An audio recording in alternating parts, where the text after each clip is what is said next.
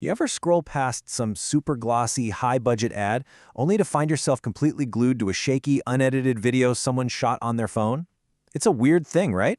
Well, it's 2026, and that meticulously crafted content is consistently losing the battle for our attention. So in this explainer, we're going to dig into the sociology behind why perfection is failing. Here's how we're going to break it down. First, we'll talk about the end of polish, then dive into the huge trust gap between generations that's driving all this. We'll look at the hard data, comparing lo-fi versus hi-fi, then get into the art of the flaw, and finally, we'll tackle the brand new challenge of transparency in the age of AI. All right, so let's get right into it. We're looking at this really strange situation, this paradox, where it seems like the more money and effort you pour into making something look perfect, the less it actually connects with anyone. And this quote from Neil Patel it absolutely nails it. Think about it.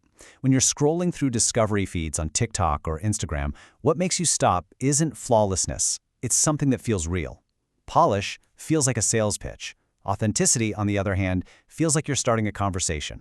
And yeah, that's the whole paradox in a nutshell. You've got these massive $50,000 productions getting totally outperformed by a video shot on a phone in somebody's bedroom.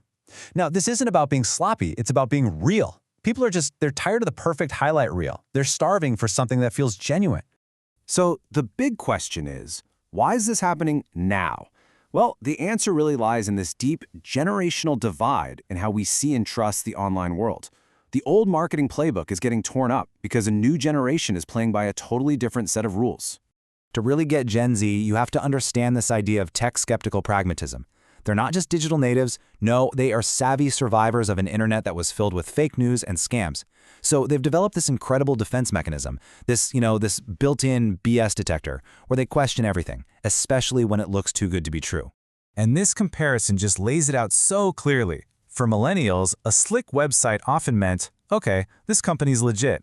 But for Gen Z, that's just the bare minimum. That's a hygiene factor. They've seen way too many beautiful websites that were just fronts for scams. What they need is something more. They need raw, unfiltered visual proof from people they actually trust. And look, this isn't just a vibe or a feeling. It is backed by hard data. A 2026 study found a statistically significant trust deficit with Gen Z. That means it's a real, measurable gap. Their baseline for trusting anything online is just lower, plain and simple, because the internet they grew up on was a fundamentally less trustworthy place. Okay, so let's see how this generational shift actually plays out in the numbers. Because this whole move towards lo-fi, it isn't just a cultural trend, it's a strategic move, and the numbers are there to prove it.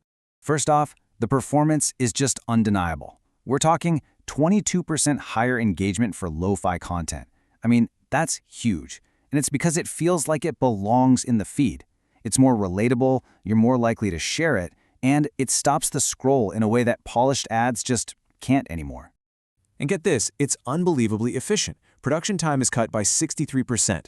That lets brands and creators be incredibly nimble. They could jump on new trends in a matter of hours, not weeks. And in today's culture, that kind of speed is a massive, massive advantage. Now, this is where it gets really interesting. Lo-fi content actually sparks conversation.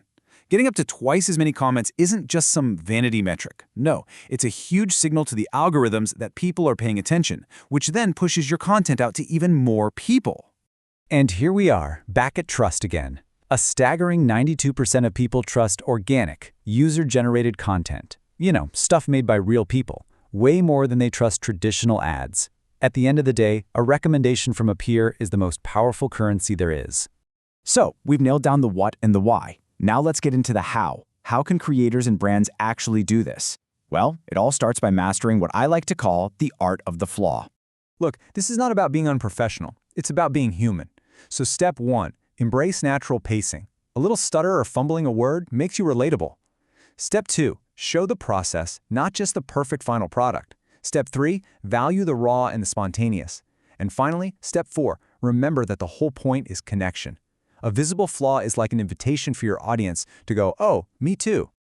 But just as we're all learning to embrace our human imperfections, a brand new challenge has shown up that complicates everything: artificial intelligence. This is the next phase of our digital skepticism. As AI gets scarily good, our brains are learning a new shortcut.